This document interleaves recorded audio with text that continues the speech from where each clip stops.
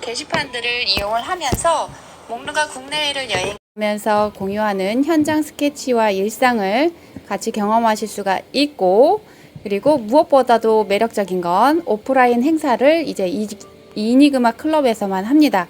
그래서 오프라인 행사를 이번에도 6월 22일에 있는데 참여하실 수 있는 기회를 얻으실 수가 있고, 앞으로 일본 여행도 계획 중에 있습니다. 그래서 혹시라도 관심이 있으신 분들은 목르 메이슨 쇼핑몰에서 구매하시거나 아니면 목르 카페를 통해서 보시고 구매하시면 됩니다. 네. 그리고 창작 콘테스트요. 네.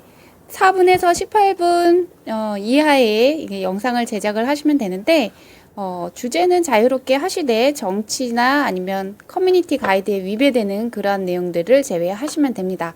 형식 또한 자유롭고요. AI 사용 가능하시고, AI 사용하셨을 경우에는 말씀해 주셔야 됩니다. 기타 다른 사항들은 공지사항 참고하셔서 보시면 되시고, 문의사항이 있으시면 저한테 개별 문자 주시면 됩니다.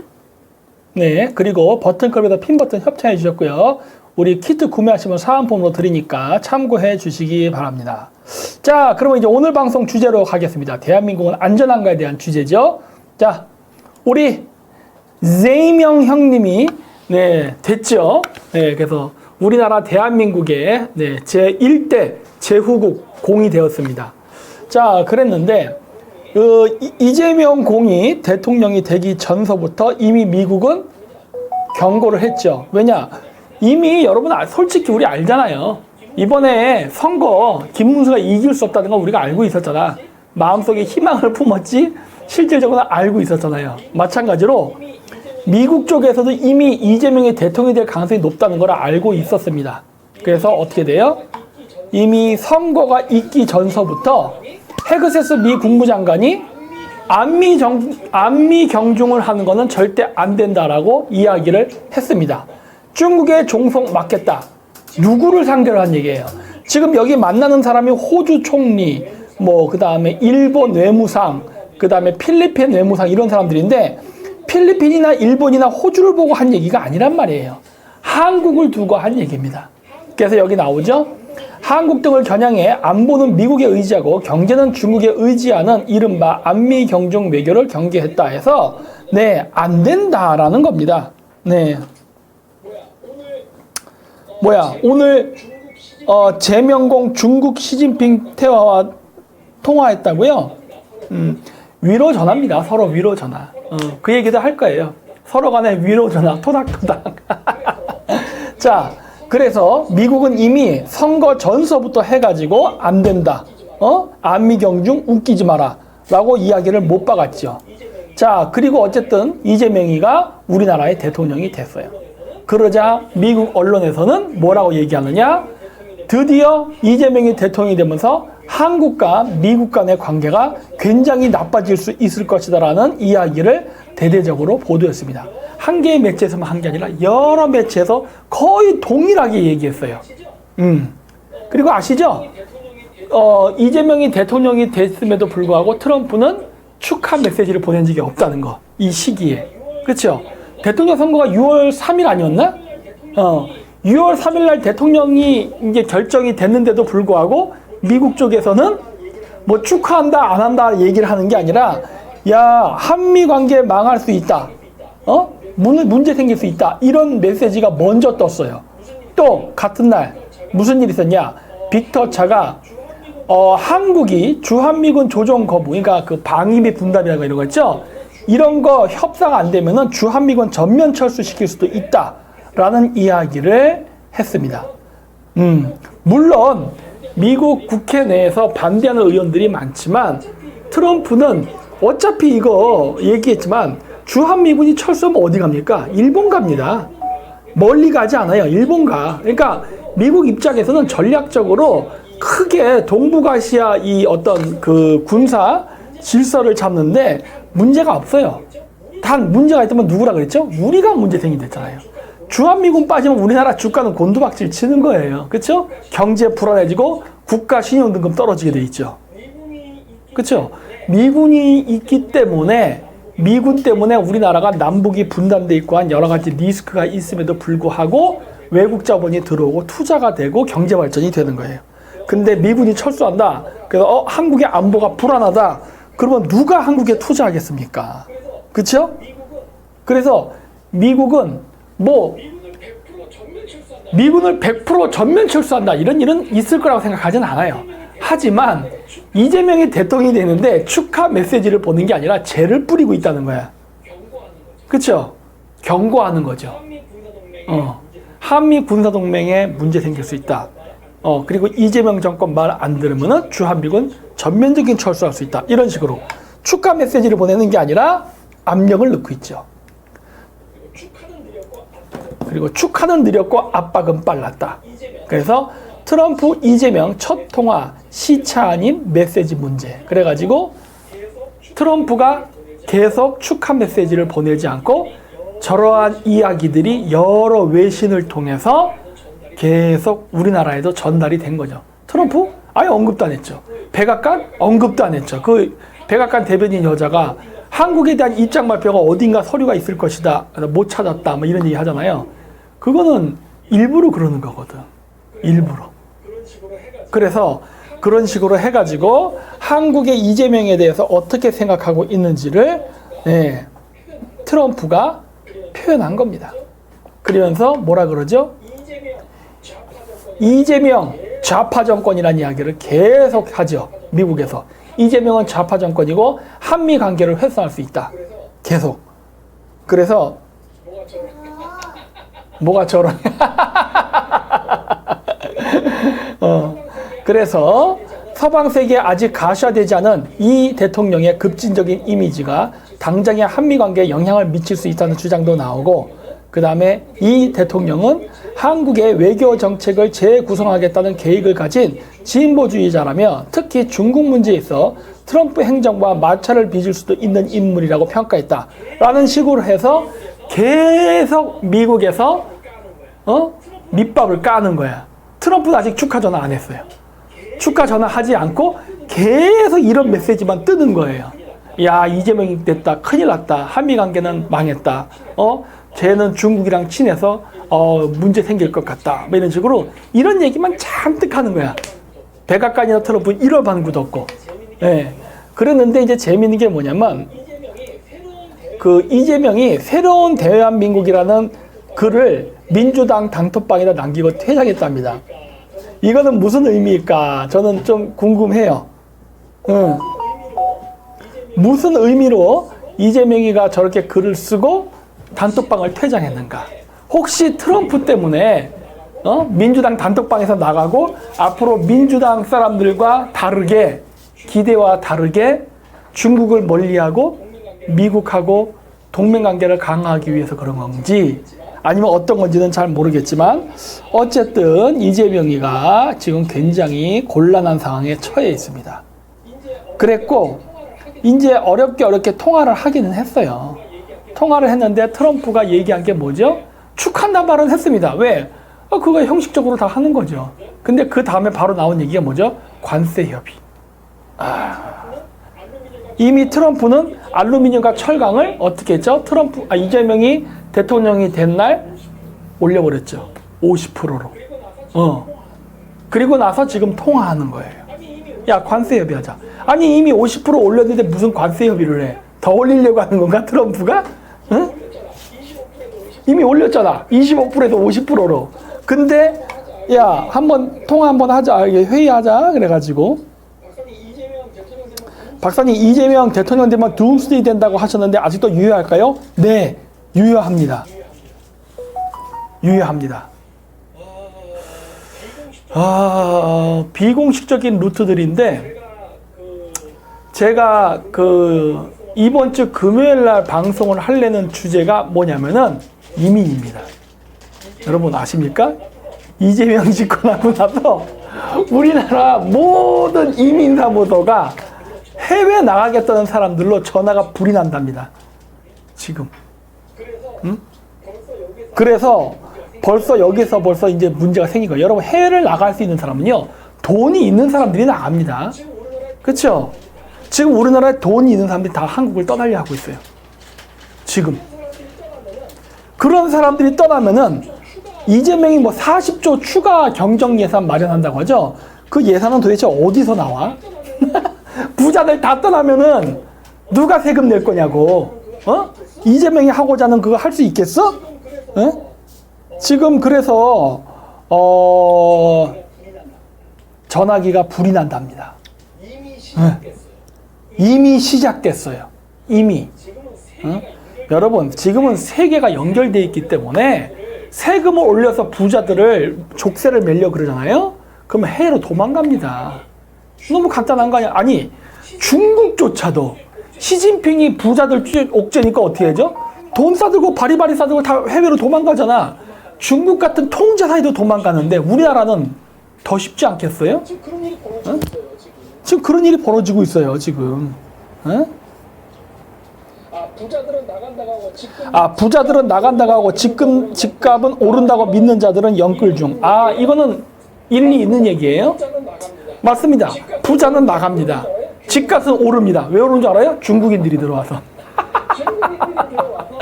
중국인들이 들어와서 자꾸 집을 사니까 집값이 안 떨어지는 거야. 우리나라 중국화되고 있어요. 중국화. 지금 이재명이 되자마자 지금 엄청나게 지금 제가 유튜브 채널도 몇 개 봤거든요. 그거에 대한 이야기를 하는 사람들이 꽤 많더라고. 그 사람들 정치 유튜브 아니에요? 정치 유튜브 아니고 경제 유튜브 하는 애들인데 그 얘기를 해요. 그래서 이런 게 있구나 하고 하여튼 그렇습니다. 자, 어쨌든 간에 그리고 드디어 이제 이재명이 트럼프 대통령하고 통화에 성공했죠. 그래서 이재명 대통령 취임 4일 이후 처음 이루어진 한미 정상 간 통화 이후 곧바로 내용을 발표한 한국과 달리 미국은 하루가 지나도록 관련 발표를 하지 않고 있다. 자, 이게 무슨 말이냐? 우리나라에서는 드디어 그래 6월 6일이었나? 트럼프랑 통화가 됐답니다. 그래서 우리나라에서 막 대서특필했어요. 드디어 이재명이 트럼프랑 통화가 됐다. 안심 막 이러고. 근데 문제는 뭐예요? 미국 쪽에서는 보도를 하지 않는다는 거예요. 그래서 한동안 우리나라에서 혼선이 있었습니다. 야, 한국 뉴스에서는 통화했다고 하는데 미국 언론이나 백악관에서는 일절 얘기가 없어. 근데 이거 뭐야? 가짜 뉴스야? 그리고 막 혼선이 있었는데 그런 것 같지는 않고 통화를 한 거는 맞긴 맞는 것 같습니다. 자, 근데 문제는 뭐다? 아름다운 이야기가 오간 것 같지 않아요. 그리고 트럼프 대통령도 뭐 기분 좋아서 한 통화는 아닌 것 같고 아주 형식적인 통화. 그리고 뭐였죠? 이재명이 대통령이 됐을 때 미국은 어떻게 했습니까? 한국의 축하의 기념으로 철강과 알루미늄 관세를 50%를 때려버렸어. 25%에서 50%. 2배. 100% 더 올려버린 거예요. 그랬죠? 그리고 축하 메시지를 보내지 않고 뭐라 그랬죠? 한미 동맹을 굳건히 해야 된다. 철통 같아야 된다. 중국의 영향이 한반도에 미칠까 우려스럽다. 이 얘기밖에 안 했어. 그것도 트럼프 대통령 입으로 나온 게 아니라 언론이라던가 뭐 백악관 통해서 그런 얘기만 나오고 당선 축하에 대한 이야기는 없었어요. 그 외에 여러 이제 일반 언론에서 이재명은 친중 세력이다 뭐 이런 기사들만 나왔어. 그리고 나서 트럼프랑 통화했는데 트럼프는 통화를 했지만 거기에 대해서 어떠한 논평도 하지 않았어요. 그것보다 트럼프는 이재명을 신뢰하지 않는다는 겁니다. 자, 그래서 역대 대통령들 보면은 당선 다음 날 한 게 제일 늦은 거예요. 이거는 시차 때문에 그래요. 한국이 낮일 때 미국은 밤이니까 시차가 있기 때문에 취임 당일날 하는 거는 굉장히 그 의미가 깊고 당선 다음날 하는 거는 뭐 관례적인 겁니다. 그러니까 문재인이나 윤석열 같은 경우는 취임 당일날 당선 당일날 연락이 왔어요. 이거는 뭐다? 꽤 그러니까 비중이 있었다는 겁니다. 아니 문재인조차도 취임 당일날 전화가 왔는데 이재명은 전화가 안 왔다. 늦게 왔다. 이미 여기서 트럼프 대통령이 이재명을 어떻게 바라보는지가 이미 다 보이는 거예요. 지금 트럼프 대통령은 이재명을 꽃같게 보고 있지 않습니다. 그리고 여러분 트럼프 대통령 성격 알죠? 마음에 안 들면 무슨 짓을 하는지 젤렌스키 불러놓고 개망신 줘버리고 막 하죠. 여러분 이재명이 트럼프 만난다고 좋아할 거 없어요. 지금 트럼프가 뭘 준비하는지도 모르잖아. 어? 뭐 G7 회담 갔을 때 트럼프를 만날 수 있다 뭐 하는데 여러분 트럼프가 어떤 인간인데 어? 젤렌스키에 대하는 거 봤죠? 남아프리카 대통령 대하는 거 봤죠? 어? 마음에 안 들면은 인격 모독도 해요 그냥. 그래서 여러분 그 이재명은요 트럼프를 만나도 어떻게 될지를 놓고 대북 선거 물어볼 수도 있겠다고요? 그럴 수 있겠다. 아주 곤란한 질문. 대북 선거 물어보면 이재명이가 대답할 건 뻔하죠. 그건 나랑 관계 없고 증거도 없습니다.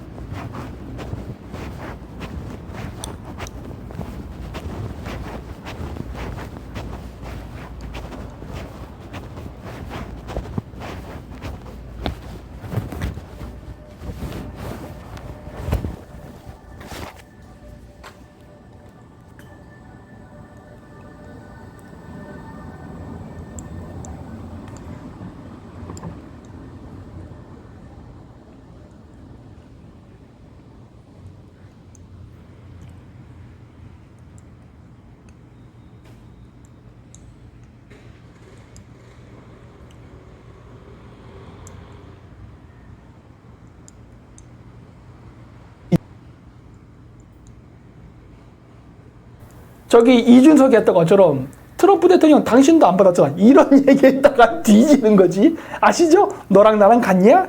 이렇게 나올 수 있어. 그거는 트럼프를 공격하게 되는 거거든. 그런 말은 못 할 거야.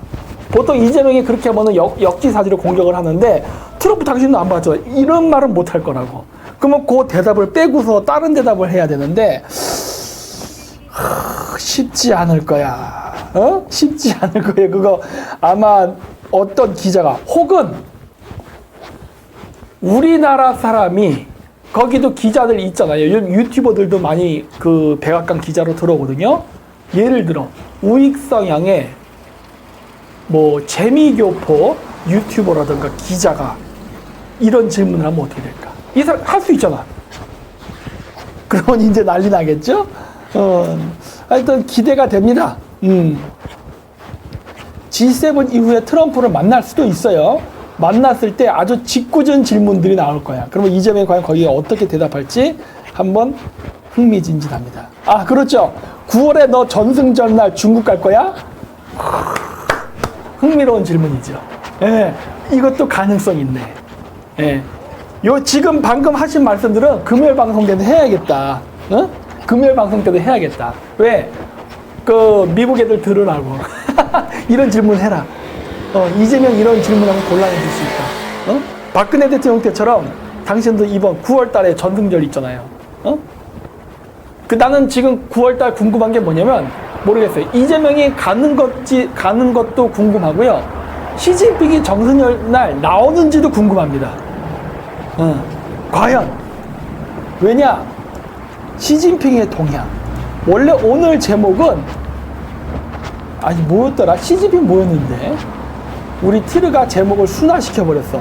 대한민국은 안전한가라고 지금 제목이 돼 있는데 맞아. 원래 제목은 시진핑의 실시하는 이재명의 대한민국은 안전한가. 이게 원래 제목이에요.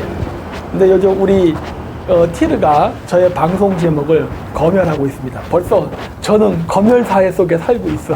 그래가지고 이재명이라는 이름을 빼야 된다. 그래가지고 빼다 보니까 대한민국은 안전한가라고 오늘 방송의 주제가 정해졌어요.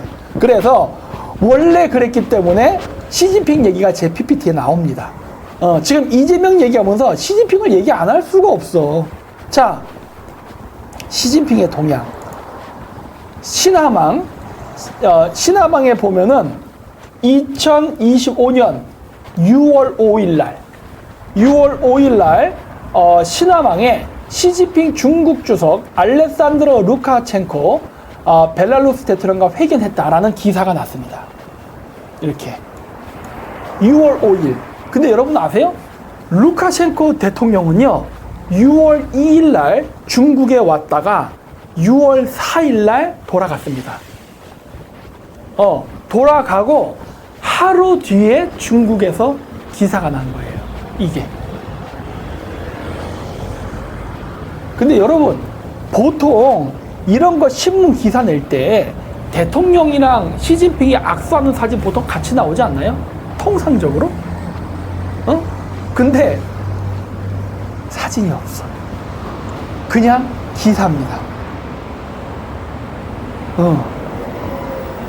그래서 그 기사만 났어요. 시진핑하고 루카셴코 대통령이 악수를 하는 그러한 사진도 없이 그냥 글만 써 있고 내용도 제가 읽어봤는데 읽어드릴게요. 별 내용 없어요. 시 주석은 회견에서 루카셴코 대통령의 연임을 다시 한번 축하하고 중국과 벨라루스는 진정한 친구이자 좋은 동반자이며 양국은 성의를 다해 대하고 믿음으로 교제하여 왔다고 말했다. 그러면서 양국의 전통적 우호는 세월이 흐를수록 더욱 견고해지고 있으며 정치적 상호 신뢰는 깨뜨릴 수 없이 견고하고 각 분야의 협력이 전면적으로 추진되고 있다고 했다. 이어 중국은 항상 전략적 장기적 관점에서 양국의 관계를 바라보고 발전시켜 왔다면서 벨라루스와 함께 양국 관계와 호혜 협력을 안정적으로 발전시킬 용의가 있다고 밝혔다. 시 주석은 또 양국은 유엔, 상해 협력기구 등 다자 틀 내에서 조율과 협력을 더욱 강화하고 패권과 패도, 괴롭힘에 공동으로 반대하며 국제 공정과 정의를 수행한다고 부연했다. 이런 거예요. 뭐 밑에 거는 뭐 15번 왔다 뭐 이런 얘기예요. 자, 이거 일반적인 얘기잖아. 기껏 이 이야기를 하기 위해서 루카셴코 대통령이 시진핑을 만난 거야? 이게 일반적인 얘기잖아. 통상적인 얘기. 그리고 또 한 가지. 대통령이 왔잖아요.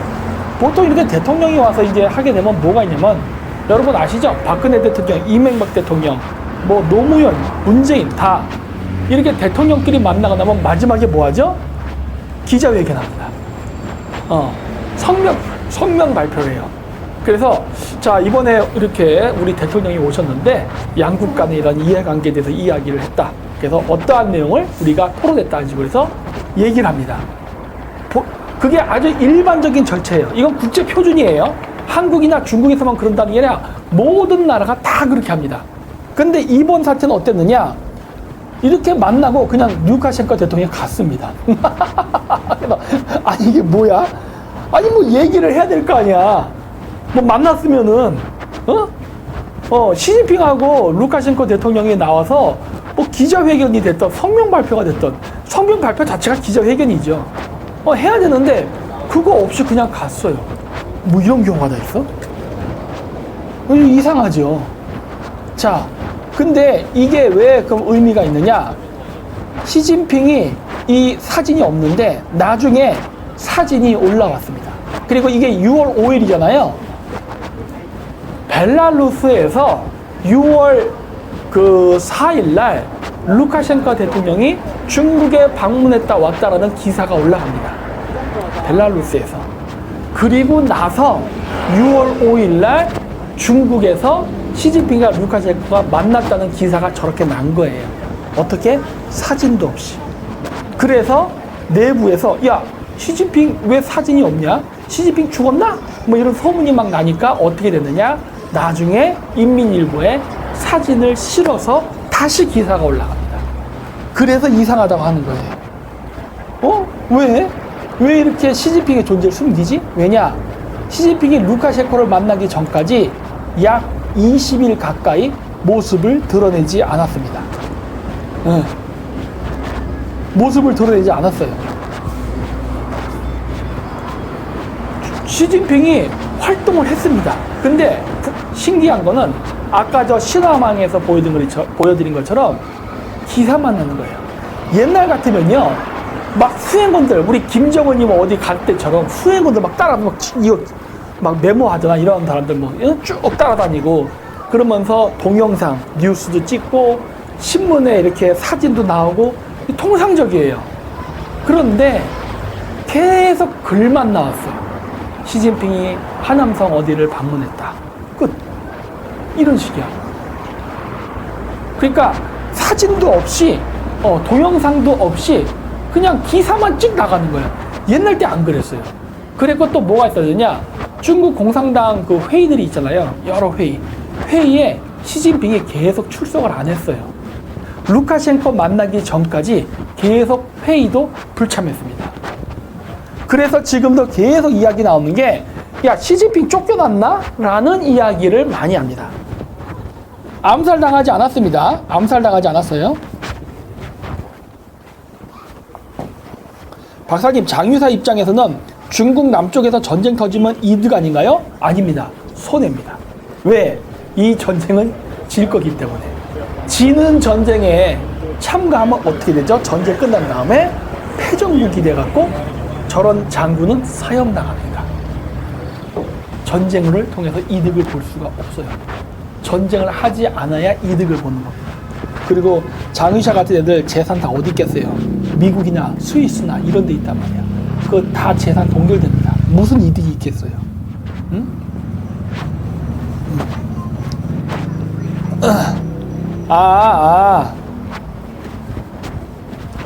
무슨 말인지 알겠네. 그러니까 복건설 쪽 애들이 망하니까 장현수가 이득을 볼 거다. 이해 말씀하시는 거죠? 그게 참 애매해요. 애매해. 물론 장유샤가 미국이랑 한편이다. 그러면은 장유사는 이득이죠. 근데 한편이 아니고 그냥 전쟁이 났다. 그러면 이 사람 장군이잖아. 패전국의 지도자들은 사형입니다. 그래서 트럼프를 서포트해주는 복건성 세력들이 날아간다고 해서 장유사가 어부지를 얻는 게 아니라 같이 죽을 수도 있어요. 물론 장유사가 미국과 한편이라서 내부 정보를 제공해주고 소통하는 사이다. 그러면 상관없겠지만. 근데 우리는 그걸 모르잖아요. 그렇죠?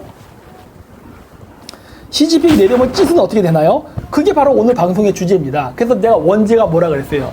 시진핑의 실시하는 이재명의 대한민국은 안전한가? 이게 원래 원제랬잖아요. 검열당하기 전의 제목. 시진핑이 안전하지 않으면 이재명도 안전하지 않다. 응? 자, 그래서 이게 루카셴코를 만난 영상입니다. 요거는 제가 영상을 딴 거. 여기 CCTV 13이라 써있죠? 여기 CCTV 13. CCTV 13 TV에서 루카셴코와 시진핑이 만나는 장면이 나왔어요. 근데 좀 특이하죠. 이 만난 장소가 어디냐? 모릅니다. 찍었잖아요. 저기가 어디냐? 몰라요. 중남하이. 그러니까 중남해예요. 중남해라는 데가 어디냐면은 중국 공산당 간부들이 모여 사는 동네예요. 일종의 뭐라 그러지? 그렇게 1층 집, 부잣집들 이렇게 막 모여 사는 걸 뭐라 그러죠? 무슨 하우스인데, 무슨 하우스? 펜트하우스가 아니라 그걸 뭐라 그러지? 하여튼 있잖아요. 여러분, 우리 전원주택 같은 개념인데, 이렇게 빌라같이 이렇게 경비가 있어가지고 안에 들어가는, 이거 까먹었다. 무슨 하우스라 그러는데? 하여튼 그런 식으로 중국 공산당 간부, 쉐어하우스 아니야. 타운하우스. 타운하우스, 맞아요. 타운하우스. 그러니까 쪽남하이가 어떤 데냐면 일종의 타운하우스라 보면 돼요. 1층짜리 별장 같은 저택들이 쫙 있어요. 중국 공산당 간부들. 그래서 거기를 아파트나 빌라처럼 벽을 쳐서 막은 다음에 입구에 경비가 지키고 있는 그런 데예요. 그래서 거기에서 만난 겁니다. 시진핑이. 근데 타운하우스다. 중남에 어디서 만났는지는 몰라요. 중남의 안에 이런 공간이 있기는 한가 봐요. 거기서 만났어요. 원래 그 각국의 지도자들, 지도자들뿐만이 아니라 국회의원들이고 뭐고 만날 때는 어디서 만나냐? 북경의 조어대라는 데가 있습니다. 따오위따이라고 해서 조어대, 물고기를 낚는 데다 해서 조어대. 그 북경시에 있는 조어대 영빈관에서 만납니다. 통상적으로. 근데 이번에 루카셴코는요, 그 조어대 영빈관에서 만난 게 아니라 중남해의 모처에서 만난 거예요. 그게 이 영상입니다. 그러니까 통상적인 만남이 아닌 거예요. 시진핑이 북경으로 안 나오고 중남에서 만났어. 왜 그렇지? 그리고 또 한 가지 특이한 거. 루카셴코가 6월 2일 날 왔댔잖아요. 시진핑을 만난 건 6월 4일입니다. 루카셴코는 6월 2일, 6월 3일 이틀 동안 그냥 있었어요. 보통 남이 나라 대통령이 왔잖아. 그러면은 누군가 만나야 된단 말이에요. 근데 뭐 중국의 어떤 장관이랑 만난 것도 아니고 부주석이랑 만난 거 그런 것도 아니고 그냥 뭐 이틀 동안 있다가 루카셴코가 6월 4일 날 갔다 갔잖아요. 가는 날 시진핑을 만난 거예요. 가는 날 만나서 짧게 이야기하고 그리고 그 인민일보 기사에도 보면 뭐라고 나오냐 이렇게 나와요. 차를 마시는 오찬 진짜 차 마셨어. 이렇게 차 들고 마셨어요. 응? 그래서 이러고 끝났습니다. 그래서 이게 CCTV 13이잖아요. CCTV 13에서 워낙 짧게 방송을 해서 제가 번역을 했습니다. 워낙 짧게 방송을 해서 자 뭐라고 얘기했냐 전문을 다 읽을게요. 시진핑 주석은 루카셴코 대통령의 재선을 다시 한번 축하했습니다. 시진핑 주석은 중국과 벨라루스는 진정한 친구이자 좋은 동반자라고 강조하며 양국은 항상 진심과 우정으로 서로를 대해왔다고 말했습니다. 양국의 전통적인 우호는 시간이 흐를수록 더욱 강화되었고 정치적 상호 신뢰는 확고부동하며 각 분야의 협력이 전면적으로 추진되어 왔습니다. 중국은 항상 전략적 높이와 장기적인 관점에서 중국과 벨라루스 관계를 바라보고 발전시켜 왔으며 벨라루스와 협력하여 양국 관계의 안정적이고 장기적인 발전과 호혜적 협력을 촉진할 의향이 있습니다. 양측은 유엔, 상하이협력기구 등 다자간 틀 내에서 협력과 조율을 더욱 강화하고 패권주의, 횡포에 공동으로 반대하며 국제사회의 공평과 정의를 수호해야 한다고 강조했습니다. 루카셴코 주석은 이번이 중국을 15번째 방문하는 것이며 매번 중국의 깊은 우정을 실감한다고 말했습니다. 벨라루스는 중국의 장기적인 강력한 지원과 도움에 감사하며 중국에 대한 높은 신뢰를 바탕으로 중국과의 관계를 확고히 발전시키고 협력을 적극적으로 추진해나갈 것입니다. 국제사회에서 중국은 다자주의를 확고히 수호하고 일방주의와 제재에 반대하며 국제사회에 모범을 보이고 있습니다. 벨라루스는 이에 깊이 존경을 표하며 중국과 함께 국제사회의 공정성과 정의를 수호해나갈 의향이 있습니다. 라고 말했습니다. 왕이 외교부장도 회의에 참석했습니다. 이렇게 하고 끝났어요. 겨우 이 얘기하려고. 기사가 이게 딱이에요. 이걸로 이 방송, 이 영상 있죠? 이 영상이 끝납니다. 이 영상. 그리고 또 한 가지, 또 보면 뭐가 있느냐? 자, 여기 왼쪽에는 벨라루스 대통령, 오른쪽 시진핑. 요 맨 끝에 있는 왼쪽의 여자와 오른쪽의 중국 남자는 아마 통역관일 겁니다. 통역관일 거예요. 그러면 이제 실무진이 누구냐? 여기 두 명이에요. 자, 근데 중국 뉴스에 보면 뭐라 나오냐? 여기 왕이 외교부장은 방송에서 얘기했어요. 그쵸? 여기 왕이 외교부장이 회의에 참석했다. 그건 얘는 누구야? 그건 얘는 누구야? 보도도 안 해. 왜 그럴까요? 급이 안 되기 때문에.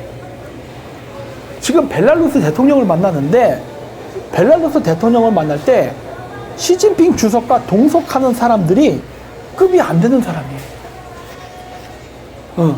여러분 왕이가 어떤 사람이죠? 왕이가 잘렸다가 좌천됐다가 다시 외교부장으로 온 사람입니다. 지금 왕이는요 직책이 강등되어 있는 사람이에요. 원래 왕이가 외교부 장관 아니었어요? 외교부 장관이었는데 좌천됐다가 외교부장으로 다시 들어왔어. 그래서 쉽게 얘기해서 뭐다? 별 비중 없는 사람들이 지금 여기 와 있다. 대만 전쟁 안 날 수 있냐고요? 전 난다고 봅니다. 네. 자, 이 얘기는 뭐예요? 루카셴코가 이틀을 기다려서 기껏 만났는데 시진핑은 물론 대빵이니까 좋다 쳐. 나머지 수행원들이 별로 끝발이 안 나는 애들이야. 그래서 많은 사람들이 시진핑이 권력이 지금 날아간 게 아닌가라고 지금 보고 있어요. 외교부 차관급인가요? 잘 모르겠습니다. 외교부장이에요. 그래서 이게 차관급인지 잘 모르겠어요. 중국 관제를 한국하고 어떻게 비교를 잘 몰라가지고. 예. 자, 그래서 이번 루카셴코 방중의 특이점은 뭐냐? 6월 2일 날 루카셴코가 중국에 들어왔는데 4일 갈 때까지 뭐 어떠한 그 환영 행사도 없었어요. 만찬이라든가 이런 거 있죠. 만찬. 보통 하거든요. 그런 것도 없었어. 그리고 루카셴코는 이틀 동안 가만히 있었다 했잖아요. 가만히. 왜? 누가 만나주는 사람이 없어갖고. 중국에 무슨 장관이야. 누가 만나야 될 거 아니에요. 이게 업무 때문에 왔으면은 만나야 돼요. 업무 때문에 왔으니까. 만나주는 사람도 없었어. 그냥 이틀을 가만히 기다리다가 가는 날 시진핑을 비공식적인 장소에서 한 번 만난 걸로 끝이에요. 그래서 환영 행사도 없었고, 그 다음 6월 4일 루카셴코 대통령이 귀국한 날 신화통신에서 보도했습니다. 그러니까 벨라루스에서 먼저 보도가 되니까 중국에서도 보도한 거예요. 벨라루스에서 보도 안 했으면은 아마 중국 쪽에서도 보도 안 했을 수도 있어요. 그 다음 중국 외교부에서 중국 측은 적절한 시기에 관련 정보를 발표할 것이다 라고 얘기했어요. 왜? 사람들이 궁금하거든.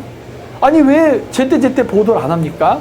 루카셴코 대통령 왜 성명 발표 안 합니까? 시진핑이랑 무슨 대화를 나눴습니까? 그랬더니 중국 쪽에서 하는 얘기가 적절한 시기가 되면 발표하겠다. 기다려라. 그런 이상한 말을 했습니다. 그 다음에 14일간 공식 석상에 없다가 루카셴코 대통령이 방문해서 모습을 드러낸 겁니다. 그것도 신문 기사에서 원래는 사진도 없었다가 자꾸 국제사회나 외신에서 시진핑 저거 죽은 거 아니냐, 권력 잃어버린 거 아니냐 말이 막 나오니까 인민일보에서 사진을 치러서 다시 기사를 냅니다. 네. 그리고 중남미에서 접견한적 원래는 뭐라 그랬죠? 조대 국빈관에서 한다 그랬잖아요. 근데 거기서 하지 않았어요. 그리고 티타임 형식의 실무회담에서 우호적인 가족 오찬. 가족 오찬이래요. 가족 오찬. 뭐예요? 점심 먹었다는 겁니다. 보통 귀빈들 오면은 저녁에 만찬을 크게 하잖아요. 근데 크게 하지 않고 오찬. 왠지 알아요? 저거 점심 먹고 바로 루카셴코 돌아갔어요. 이틀 기다린 다음에 겨우 시진핑 만나서 얘기하고 점심 먹고 빠이빠이. 이상하죠? 그리고 그런 거 식사할 때도 실무진 없이 뭐야? 데이트하러 왔어? 둘이? 배불뚝이 아저씨들끼리? 그 다음에 왕이 외교부장 한 사람만 대동했다. 그러니까요. 자이치 중앙정치국 상무위원도 불충석했다. 자이치 중앙정치국 상무위원이 시진핑의 측근입니다. 근데 얘도 안 왔어. 왕이 외교부장만 왔어요. 뭔가 이상해. 그리고 초기 신화통신은 아까 제가 보여드린 기사 있죠? 시진핑 사진 없이 몇 줄의 기사로만 보도. 그게 아까 제가 보여드린 이거예요. 이거. 사진 없잖아요.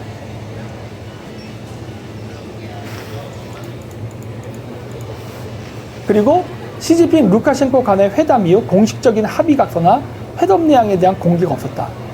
그러니까 뭘 했다, 뭘 합의했다 이런 것도 없어요. 그냥 차 마시고 점심 먹고 갔어. 루카셴코는. 그래서 되게 이상한 회담이었습니다. 그래서 말이 많아요. 어떤 사람들은 그러죠. 푸틴이 루카셴코를 보냈다. 왜? 시진핑의 근황을 알아보려고. 그리고 어떤 사람들은 그러죠. 시진핑이 해외에 망명할 의사가 있는지 없는지를 알아보기 위해서 푸틴이 보냈다. 뭐 등등 여러 가지 이야기가 지금 나오고 있는데 잘 모르겠어요. 아직 우리가 속단할 수는 없잖아. 그리고 공산주의 국가는 엄청 이런 비밀이 많기 때문에 그걸 알 수가 없어요. 하지만 한 가지 확실한 건 뭐다? 지금 시진핑이 안전하지 않다. 뭔가 문제가 생긴 것 같다는 확실한 것 같습니다. 자, 그리고 나서 어떤 일이 벌어지느냐. 루카셴코가 6월 4일 날 떠났잖아요. 그리고 나서 그 다음 날인 6월 5일 날 트럼프가 전화를 합니다. 시진핑한테. 잘 지냈어? 걱정돼서 전화했지. 이런 식으로. 왜 요즘 모습을 안 보여? 루카셴코는 만났대? 이러면서. 그랬는데, 웃긴 건 뭐냐? 트럼프가 블라디미르 푸틴 대통령과 1시간 15분 통화하고, 그 다음에 시진핑한테 전화했다는 거예요. 무슨 말인지 아세요? 그러니까 6월 4일 날, 루카셴코가 시진핑을 만나고 돌아갔잖아요. 벨라루스로. 이제 루카셴코가 푸틴한테 보고했을 거 아니야. 제가 시진핑을 만나고 왔는데 뭐 시진핑이 어쩌고저쩌고 얘기했을 거 아니에요. 푸틴한테 보고했을 거 아니야. 그날 트럼프가 푸틴이랑 통화를 했어요. 시진핑 잘 지내고 있대? 하고. 그래서 푸틴이랑 트럼프가 시진핑에 대해서 대화를 했단 말이에요. 그리고 나서 그 다음날 트럼프가 시진핑한테 전화가 온 거예요. 그러니까 뭐다? 트럼프는 아마도 푸틴을 통해서 시진핑의 어떤 고민이라던가 여러 가지를 들어서 알 가능성이 있다. 우린 모르죠. 무슨 통화를 했는지. 왜? 이재명 통화한 것과 똑같이 얘기를 안 해. 이재명이랑 통화한 거 우리나라에서는 속보 그래가지고 이재명 트럼프와 통화 나왔지만 미국에서는 보도 안 하잖아. 그런 것처럼 미국에서도 트럼프랑 시진핑이 대화를 했는데 뭘 얘기한지 몰라. 통화했다는 건 알아. 뭘 얘기했어요? 몰라요. 지금 이런 식이에요. 그쵸? 푸틴이 진핑이 잣된 것 같아요. 그렇게 얘기했을 가능성이 지금 있어요. 그래서 시진핑하고 90분을 통화했답니다. 푸틴과는 1시간 20분. 그러면은 75분이네? 아니, 80분인가? 얼마큼 통화했지? 1시간 15분, 그 75분 통화했고, 시진핑하고는 90분 통화했네. 길게 했다. 이재명 20분. 자, 그리고 나서, 맞아요. 통화하고 나서 어떻게 됐냐? 히토리 재개됐습니다. 이게 뭐야? 벨라루스 대통령이 시진핑을 만나고 6월 4일날 귀국하고 6월 5일날은 트럼프가 푸틴한테 전화합니다. 야, 너 루카셴코 보냈었다며? 시진핑 만나려고. 뭐 어떻대? 그쵸? 그리고 그 다음날 푸틴이 시진핑한테 통화한 거예요. 근데 트럼프가 시진핑하고 통화한 거예요. 통화하고 나서 어떤 마법이 벌어지느냐? 중국이 미국의 히토리 수출을 막았었는데 히토리를 수출한답니다. 뭐? 이게 뭔 일이지? 응?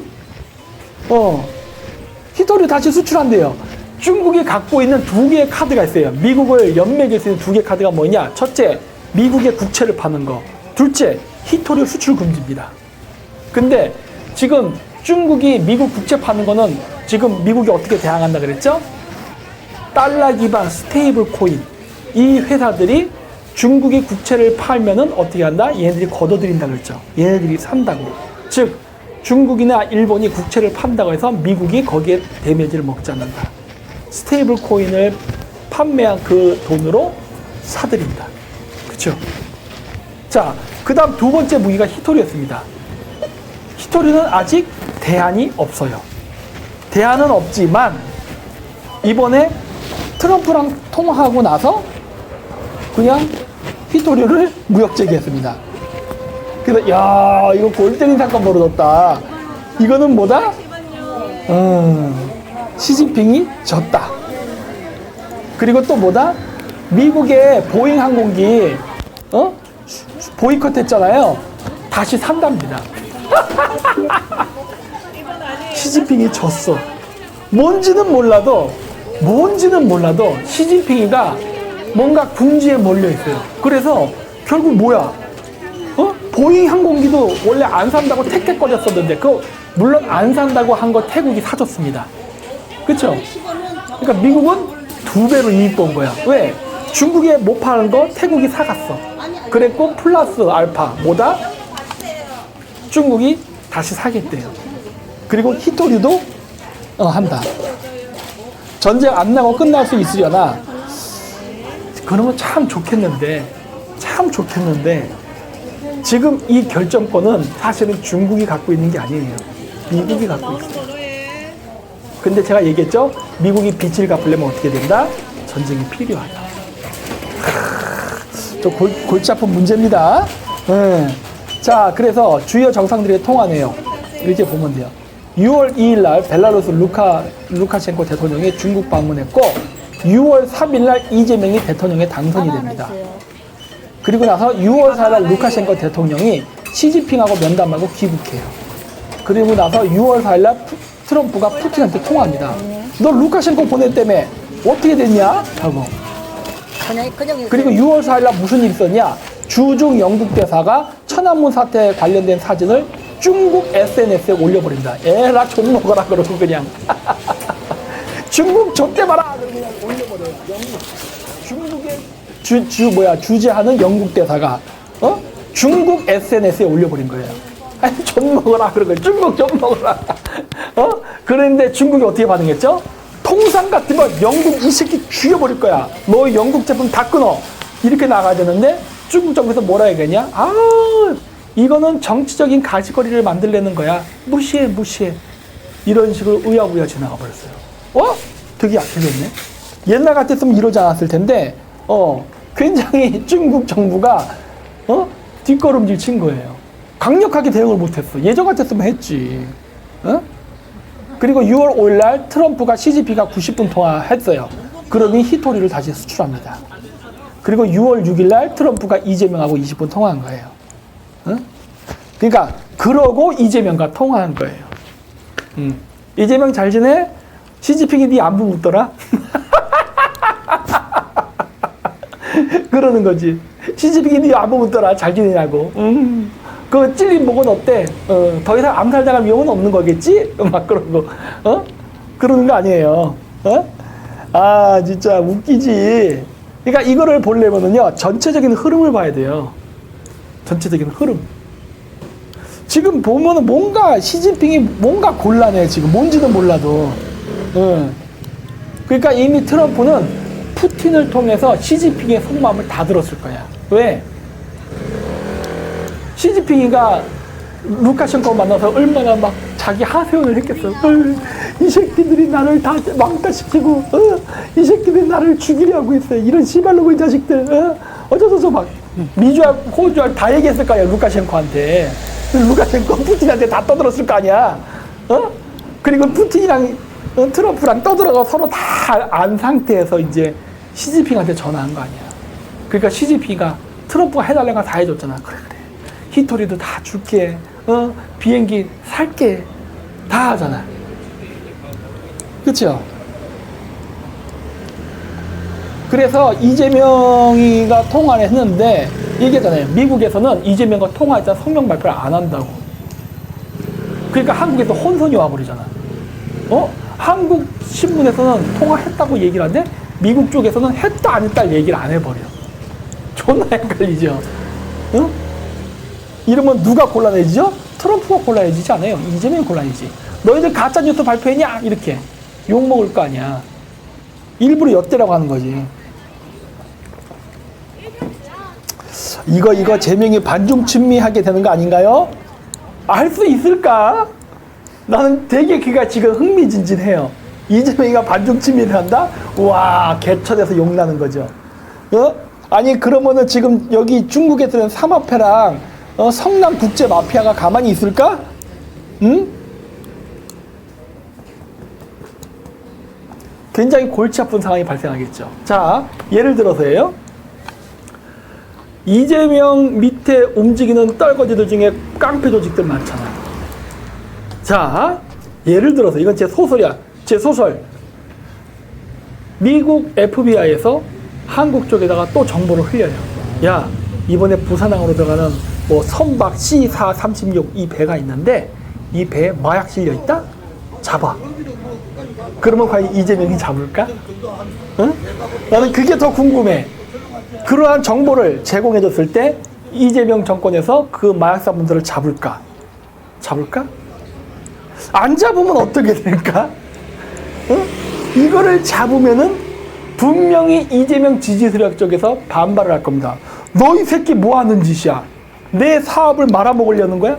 야, 임마, 네가 대통령이 되는 자금이 어디서 나왔는데 이 새끼가 할 거고, 안 잡으면은 미국 쪽에서 야, 내가 너한테 정보를 줬는데 너 왜 안 잡냐? 너 마약 퇴치할 생각 없어? 이렇게 하면 또 어떻게 될까? 이재명은 지금 중간에 껴가지고 이제 아주 골치 아플 겁니다. 미국에서 정보 주겠지. 아주 골 때린 상황이 발생할 거예요. 그리고 여러분, 아니야. 그 얘기니까 내가 안 할래. 자, 중국 경제 무너진다는 거는 일단 통과할게요. 이거는 뭐 옛날 때 얘기 다 했던 거니까 통과하고, 이제 북한 동향을 봅시다. 자, 그럼 지금 이런 상황이에요. 자, 이런 상황에서 지금 북한은 어떻게 가고 있느냐? 자, 북한은 확실한 반중을 하고 있습니다. 아시죠? 이거 옛날 기사인데 2023년 5월 30일 날도 김정은은 중국하고 선긋기를 정확했습니다. 그렇고서 북한은 외교적인 고립을 스스로 자초했어요. 간단히 아주 배짱이 있어. 그러자 어떻게 합니까? 푸틴이 탁 끼어다 줍니다. 내가 있잖아. 난 너를 버리지 않아. 그러면서 러시아가 접근을 하죠. 그래서 지금 우크라이나 전쟁하는데 북한군들 지금 가서 싸우고 있죠. 요즘 최근 영상 보니까 북한군들 잘 싸우대? 역시 사람은 사선에 나가야 어리버리한 햇병아리도 베테랑이 될 수가 있어. 요즘 싸우는 거 보니까 잘 싸우더라고. 이제 실전 경험이 생긴 것 같아요. 초창기는 어리버리하다 막 점멸당하고 했는데 요즘은 잘 싸우더라고. 근데 어쨌든 간에 이런 식으로 해서 북한과 러시아가 군사 동맹을 맺었습니다. 푸틴만 그랬느냐? 아니야. 트럼프도 김정은을 계속 보듬어 줍니다. 로켓맨 나랑 친해. 물론 트럼프가 친하다고 말하는 건 항상 이중적 의미를 갖고 있지만 지금 트럼프가 뭘 하려고 하고 있죠? 중국 견제하는데 북한을 이용하려고 하고 있다고. 이건 세상이 다 알고 있어. 중국이 그 김정은이가 장성택 죽이고 중국과 선긋겠을 때 시진핑이 격분했던 이유가 김정은이 중국과 선을 그으려 하기 때문이었어요. 그렇게 되면 반드시 그 빈틈을 미국이 치고 들어올 걸 알았기 때문에 그 빈틈을 역시 예상대로 트럼프가 치고 들어오고 있죠. 즉 뭐다? 김정은은 시진핑과 관계를 끊고 푸틴과 트럼프와 손을 잡고 있어요. 그리고 점점 공고해지고 있어요. 이재명하고는 색깔이 다르다. 이재명이 북한에 대북 송금했으니까 이재명이 김정은과 친하다? No. 착각하지 마세요. 자, 그리고 이재명이 대통령에 당선되던 날, 러시아 쇼이구는 김정은을 만나서 우크라이나와 한반도에 대해서 논의했습니다. 아니, 김정은이가 무슨 그릇이 된다고 우크라이나와 한반도에 대해서 논의할까? 시작됐단 말이야. 내가 옛날 때, 그래서 내가 선거 때 그 얘기 했었죠? 이재명을 쓰러뜨리기 위해서 한국의 주사파들도 움직일 가능성이 있다. 왜? 이재명은 친중 세력이기 때문에. 친중 세력과 주사파는 같이 갈 수 없다. 물론 지금까지는 같이 갔다. 왜? 원래 북한의 외화벌이라던가 각종 교류를 할 때 중국을 경유해서 움직였기 때문에 주사파 세력들 중에도 중국과 친분을 갖고 있는 사람들이 많다. 그래서 친중파와 종북 세력들이 서로 얽히고 설켜 있다 그랬잖아요. 근데 이게 이제 김정은과 시진핑이 명확하게 선을 긋기 시작하면서 친중 세력과 주사파가 분리돼야 되는 시기가 왔다. 그래서 이번에 민주노총이 누구도 지지하지 않는다던가 이런 일들이 발생하는 이유가 주사파 세력은 이제 친중 세력들과는 결별을 해야 될 때가 됐어요. 물론 주사파 중에도 친중 세력들이 있어요. 이제 그런 사람은 결정을 해야 돼. 중국에 붙을 것이냐, 북한에 붙을 것이냐. 근데 많은 사람들이 중국에 붙었습니다. 왜? 돈 때문에. 이제 근데 그 돈이 과연 계속 시진핑 정권의 중국 공산당이 한국의 친중 세력한테 돈을 줄 수 있느냐? 난 모르겠어. 중국 경제가 계속 무너지고 있기 때문에 난 모르겠어. 그래서 한국 내의 주사파 세력들이 우리나라 친중 세력들을 아작을 낼 가능성이 있다고 봅니다. 쇼이구가 김정은을 만나는 것도 깊은 관련이 있을 거예요. 그래서 제가 예전에 보여드렸던 로스차일드에 의한 중국 사분할과 한국 멸망이라는 책이 있었죠. 나는 그 책이 이해가 잘 돼. 그거 어떤 우리 팬분이 유튜브 보내줬더라고요. 누가 그 책에 대해서 이렇게 한 거 있다고 해서 영상 봤는데 그 유튜브 영상 만든 사람은 이해를 못 하더라고, 내용을. 왜? 보니까 그 사람 일본어를 할 줄 몰라. 그래서 책을 읽은 게 아니라 목차만 보고 얘기하더라고. 뭐 그것도 좋다 이거야. 근데 문제는 뭐예요? 배경 지식이 없기 때문에. 북한이 어떻게 남한을 통일하지? 할 것 같은데? 왜? 이미 우리나라 아작났잖아요. 자, 지금 보세요. 한동훈이 국힘당에서 당대표가 되지 못하고 김문수가 된다 쳐요. 자, 그럼 이제 어떻게 된 거죠?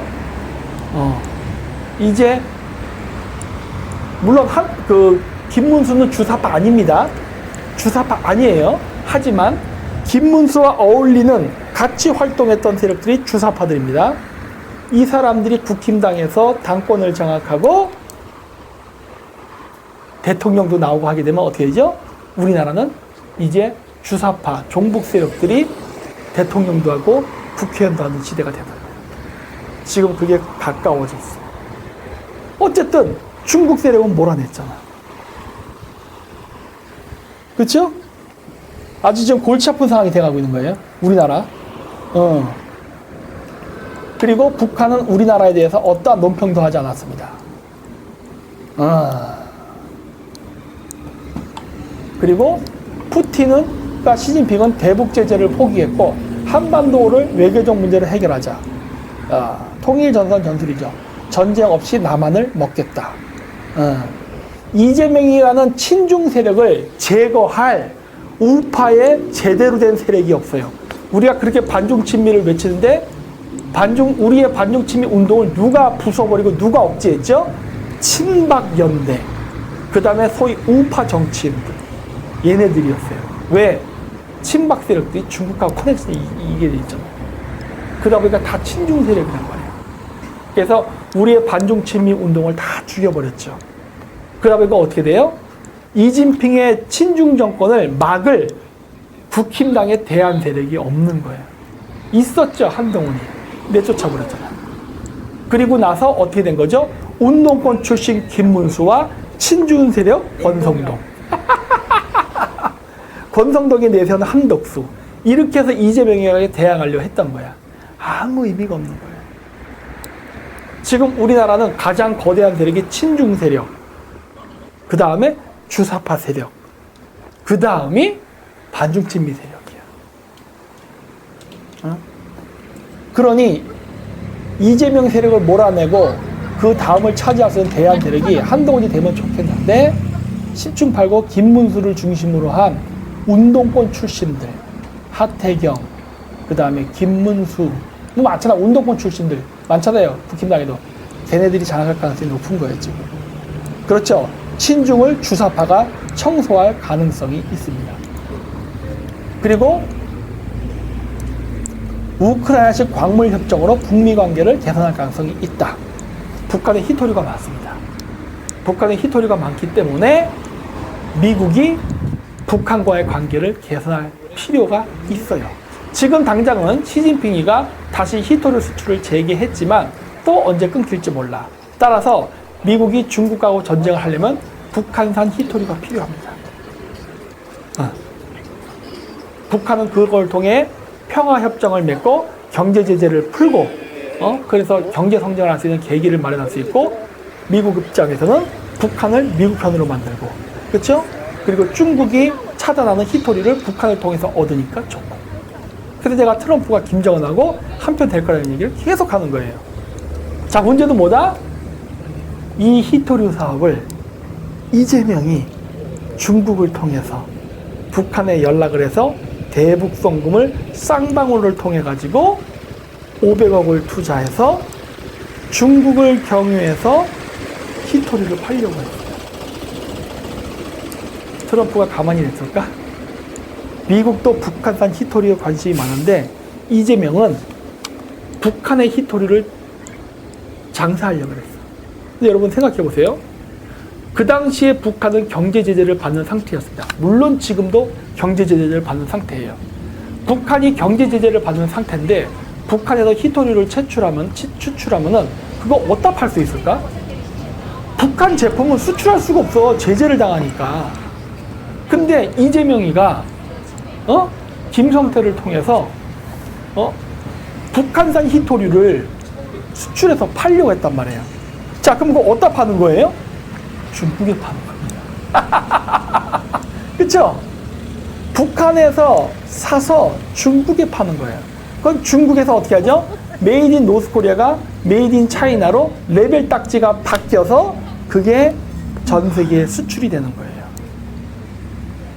이거를 미국이 좋아할까요? 존나게 싫어하지 않나? 이거를 한 거야. 지금 김정은이가 생각하는 건 뭐죠? 아니, 트럼프가 생각하는 게 김정은한테 야, 나랑 직거래해 하는 거예요. 나랑 직거래해. 내가 너희 북한산 히토류 내가 살게. 내가. 이런 거예요. 이재명이가 하려고 했던 건 뭐죠? 직거래가 아니죠. 그리고 그 당시에는 제재를 당하고 있을 때야. 제재를 당하니까 몰래 중국으로 빼서 중국산으로 둔갑시킨 다음에 그래가지고 팔겠다예요. 여러분, 중국산으로 둔갑시킬 때 중국 공산당하고 관시가 없으면 안 되는 거 알죠? 중국이 개입하는 거란 말이에요. 자, 따라서 이재명이 대북 송금을 했다고 해서 김정은이가 어쩌쩌쩌쩌 해줄 거라 생각하지 말라는 거예요. 이권 관계가 달라요.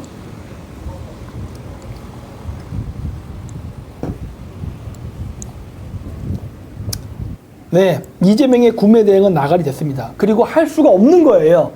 아직도 북한은 경제 제재 상태입니다. 아직도. 아직 김정은이 트럼프 못 만났어요. 그렇기 때문에 북한산 히토류를 수출하는 것 자체가 불법이에요. 그리고 미국이 히토류가 중요하기 때문에 이번에는 시진핑 전화한 이후에 중국의 히토류가 개방이 된 겁니다. 그 정도로 중요한 거예요. 그 중요한 전략 자원 물자를 이재명이 미국 몰래 빼돌리려고 했어. 이게 얼마나 큰 사건인데, 그리고 러시아 외무차관도 한국 대사한테 북한 너무 쪼지 마라 라고 계속 이야기를 합니다. 설령 한국이 북한의 적화가 된다면 오히려 우리가 북한을 장악할 수 있나요? 모르겠습니다. 그건 난 몰라. 자, 그리고 북한은 이제 한국을 괴뢰라 부르지 않고 한국군이라 부릅니다. 괴뢰군 이렇게 하지 않고 한국군.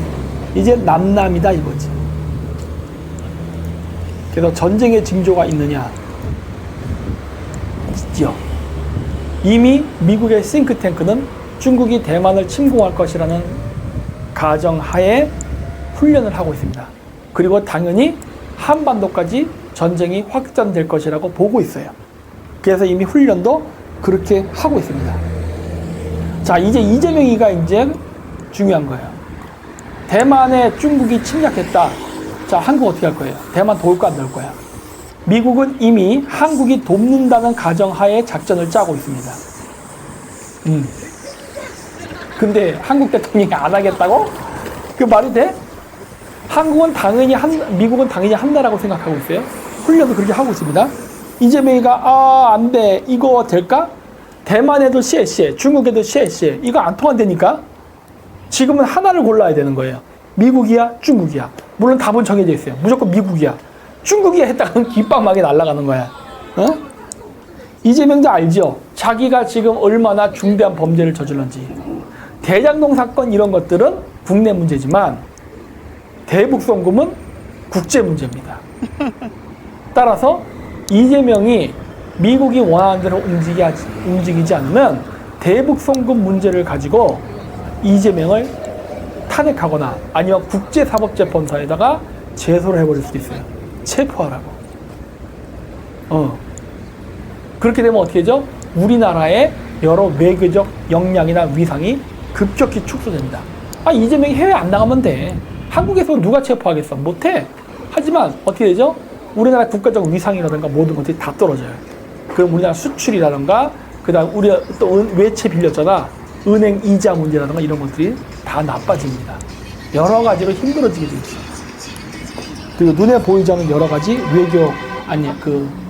무역 장벽들이 생겨가지고 수출도 제대로 못하게 돼요. 그래서 이재명은 도와야 됩니다. 근데 도우면 중국이 가만히 있을까? 그리고 여러분, 이재명이가 지가 대통령이 되려고 우리나라의 중국인들 왕창 풀어버렸죠? 걔들이 가만히 있을까? 지 대통령 되기 위해서 중국인을 풀 때까지는 좋았지. 근데 자기네들 말을 안 들으면 걔네들이 적이 될 거라는 생각은 안 해봐요? 지금 이재명은 계속 지금 사면초가가 되는 거야. 사면초가. 선택해야 돼요.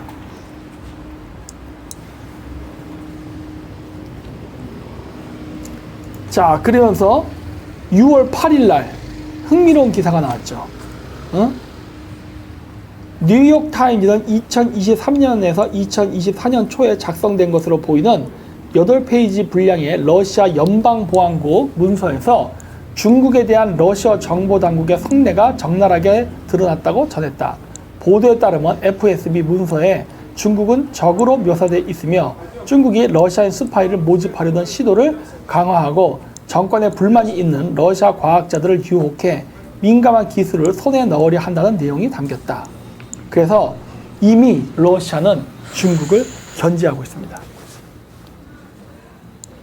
그래서 얘기했던 거예요. 트럼프가 푸틴과 친하다. 그리고 트럼프가 중국을 조질 때 푸틴도 협조할 가능성이 높다. 트럼프가 국제사법재판소에서 네타냐후라든가 이런 그 현상 소비되는 사람들 풀어주라는 얘기하고, 그 다음에 러시아에 대한 경제 제재나 여러 가지 것들을 안 하고 있죠. 지금. 그리고 적극적으로 우크라이나도 안 도와주고 있습니다. 푸틴에게 유리한 행동을 해주고 있어요. 왜? 푸틴을 자기 편으로 만들어서 중국 조질 때 함께 하려고. 푸틴이 만약에 중국 조직에 들어가면 북한도 같이 개입합니다. 지금 그러고 있는 거예요. 그래서 이미 러시아는 중국을 적으로 보고 있고, 우크라이나 전쟁이 끝나게 되면은 중국에 대한 적대적 정책을 할 가능성이 높아요. 별거 없어요. 우크라이나 전쟁 때 러시아가 굉장히 힘들 때 그 약점을 이용해 가지고 러시아 석유를 중국이 반값으로 후려쳐서 싸게 샀습니다. 뿐만 아니라 러시아의 우크라이나 전쟁에 집중하는 동안에 시베리아에 중국 스파이들을 왕창 풀어가지고 간첩질을 시켰어요. 그랬고 러시아는 그걸 알았지만 그것까지 대응할 수 있는 인적 자원이 부족해. 그래서 지금은 그냥 감시만 하고 있는데 우크라이나 전쟁 끝나고 나면은 상황은 반대가 될 겁니다. 전쟁이 일어나면은 중국은 자원을 바다로는 갖고 올 수 없어요. 왜? 미국의 제7함대가 다 주요 요충지를 막고 있기 때문에 중국 항공모함이 거기를 뚫고 나갈 수가 없어. 결국 바닷길이 막히면 어떻게 해야 되죠? 내륙으로 원유나 가스를 수입해야 됩니다. 그거는 러시아가 해줄 수 있어요. 근데 러시아가 과거 중국한테 당했으니까 이번에는 반대로 러시아가 중국한테 석유랑 가스를 2배, 3배 가격을 올려서 팔면 어떻게 해야 될까요? 중국은 사야 돼. 지금 그런 상황으로 가고 있어요. 그리고 영국은 지금 아까 천안문 사태 이런 것들 해서 하고 있고, 그 다음에 최근이 아니지, 이번에 이제 나올 게임인데 콜 오브 듀티 4탄이 나온답니다. 콜 오브 듀티 4탄. 근데 여기 보시네요. 모던 워페어 한글로 4예요.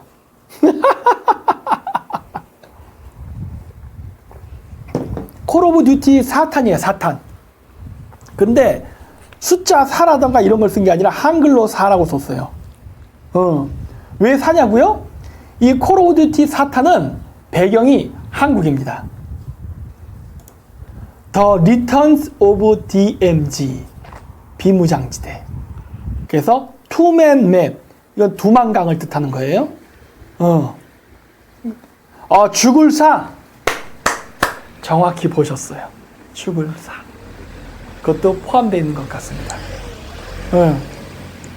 그래서 이번 게임은 한국하고 북한이랍니다. 자, 이게 그 게임 하면서 나왔던 그 X의 글이에요.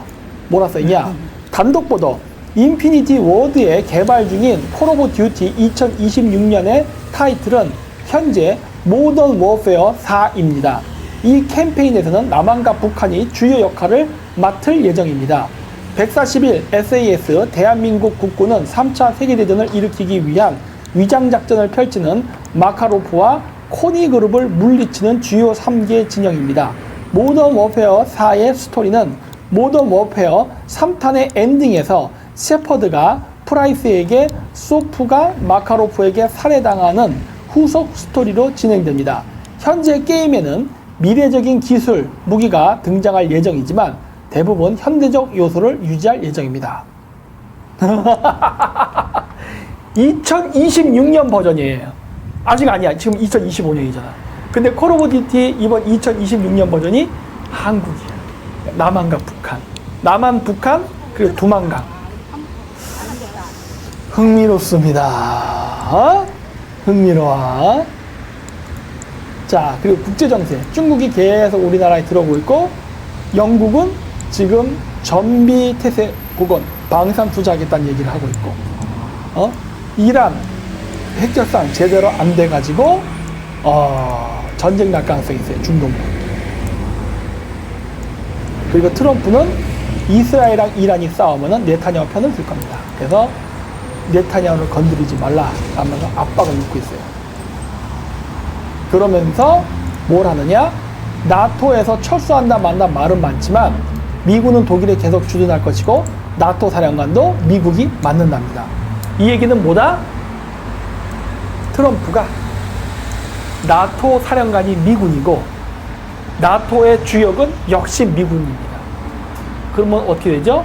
우크라이나 전쟁에서 영국, 프랑스, 독일이 우크라이나에 군대를 보내서 러시아랑 싸우려고 할 때 제대로 전쟁을 못할 가능성이 있어요. 일단 나토 사령관이 미군이야. NO! 하면 끝나는 거야. 이것도 트럼프가 푸틴에게 주는 선물이죠. 유럽은 그거죠. 야, 미국이 안 해? 그럼 미국 빼고 우리끼리라도 하자. 인데 문제는 뭐예요? 나토 사령관이 미군이야. 야, 내가 사령관이야. 하지 마. 끝나는 거야. 그리고 독자적으로 한다 하더라도 미군이 빠진 상태에서의 나토군은 현재 영국이나 프랑스나 독일 군사의 기준으로 봤을 때 제대로 전쟁을 할 만큼 군 병력 숫자도 별로 없고 편제도 제대로 안 돼 있습니다. 따라서 우크라이나 전쟁에 가서 러시아군을 확 밀어붙일 만한 군사력이 없어요. 결국 뭐예요? 트럼프가 나토에서 미군을 뺀다 안 뺀다 했지만 안 빼고 저렇게 있는 것은 결국 뭐 때문이다? 나토군을 못 움직이게 하려고. 나토군을 못 움직이게 하려고 하는 거 아니야. 유럽 국가는 아주 속이 타겠지. 나가든지, 나토에서 나가든지. 나가지도 않아. 이제 사령관 자리도 꿰차고 앉아갖고, 이래라 저래라 감나라 공나라 버리고. 이러면은 영국, 프랑스, 독일이 독자적으로 뭘 하려고 해도 제대로 할 수 없게 된다고요. 그쵸? 이것도 다 누구를 위해서 하는 거예요? 푸틴을 위해서. 자, 그러면 푸틴은 은혜를 갚아야죠. 은혜를 갚는다기보다 덕택에 푸틴은 우크라이나 전쟁에서 굉장히 상당한 부담을 줄게 되죠. 그럼 결국 어떻게 되죠? 모든 외교는 기브 앤 테이크. 나중에 트럼프가 중국을 조질 때 푸틴이 도와줄 수 있죠. 도와준다는 게 중국의 뒷덜미를 뭐 군사를 보내서 공격해라 이런 게 아니라 중국에 비싼 값에 석유랑 가스를 팔면 되는 거예요. 왜? 비싸게 팔면 중국은 이미 외환이 많이 고갈됐는데 급격하게 고갈되거든요. 그 돈 다 쓰면 어떻게 되죠? 야, 너 돈 없어? 그럼 나 석유 지원 안 해. 현대전에 석유가 없으면 전쟁 못 합니다. 아시죠? 끝나는 거예요. 그렇죠. 트통과 푸틴 간에 딜이 있겠죠. 딜이 있습니다. 박사님, 콜 오브 듀티 DMZ라 해놓고서 NLL에서 싸우면 이건 한북 vs 중국전 아닌가요? 아직 몰라요. 저게 아직 안 나왔어요. 소개를 하자. 그러니까 어떠한 게임이란 내용도 안 나왔고 대체적인 것만 저렇게 나온 거라서 몰라요. 뭐 지도 중에 NLL이 나올 수도 있겠죠. DMZ도 나왔으니까 몰라요 아직. 저런 것들이 핵심적인 게임의 무대다라고만 나왔어요. 그래서 사람들이 다 궁금해합니다. 2026년 되면 다 알게 되니까 그때 가서 우리 보자고요. 자, 그래서 어쨌든 이런 식으로 해서 제가 오늘 준비한 건 다 끝났고, 그래서 보시면 어때요? 시진핑한테 이재명이 쉐쉐 하고 했는데 시진핑 지코가 석자야. 그리고 러시아도 중국을 적으로 간주하고 있어요. 자, 시진핑 과연 살아남을 수 있을까? 중국 내부에서 좀 상당히 안 좋은 것 같은데, 그러면 러시아로 망명은 가능할 거라 보세요?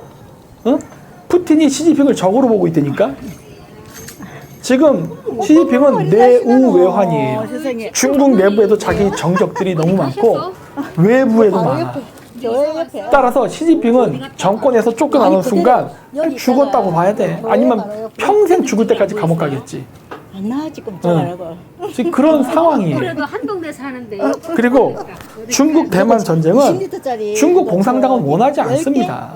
어떻게 전쟁을 하겠어? 근데 전쟁을 나게끔 만들 거라고 봐요. 과거 일본 제국이 그랬어요. 옛날 때 있잖아요. 일본 제국은 절대 미국하고 전쟁하기 원치 않았어요. 하지만 미국이 완전 핀치까지 몰았기 때문에 어쩔 수 없이 전쟁하게 됩니다. 그게 바로 석유와 가스를 끊는 거였어요. 10개, 20개. 비슷한 현상이 일어날 수 있어요. 감산을 통해서 국제 역할을 올려버리면 일어나게 돼요. 그래서 중국은 지금 시진핑이 실권을 할 가능성이 많아요. 그리고 시진핑이 실권을 안 하고는 상관없이 미국은 중국이 완벽하게 항복할 때까지 계속 짓밟을 겁니다. 근데 지금 우리나라 이재명 대통령은 중국 쪽에 줄을 섰어요. 안미경중. 족 같은 소리죠. 자, 그럼 이제 우리나라 운명은 어떻게 될까요? 한국은 안전할까? 모르겠답니다. 그래서 제가. 콜 오브 듀티 4탄에도 한국이 배경이잖아. 3차 세계대전의 배경이 한반도잖아. 그러니까 난 모르겠다예요. 이재명이 자꾸 전쟁을 불러와. 자기 한 명 감옥 안 가겠다고 우리 5천만 대한민국 사람의 목숨을 위태롭게 하는 짓을 하고 있는 거야. 해서 이러한 부분을 끝으로 해서 오늘 제가 준비한 건 마치고, 티리님이 또 추가로 할 얘기 있나요? 네, 지금 현재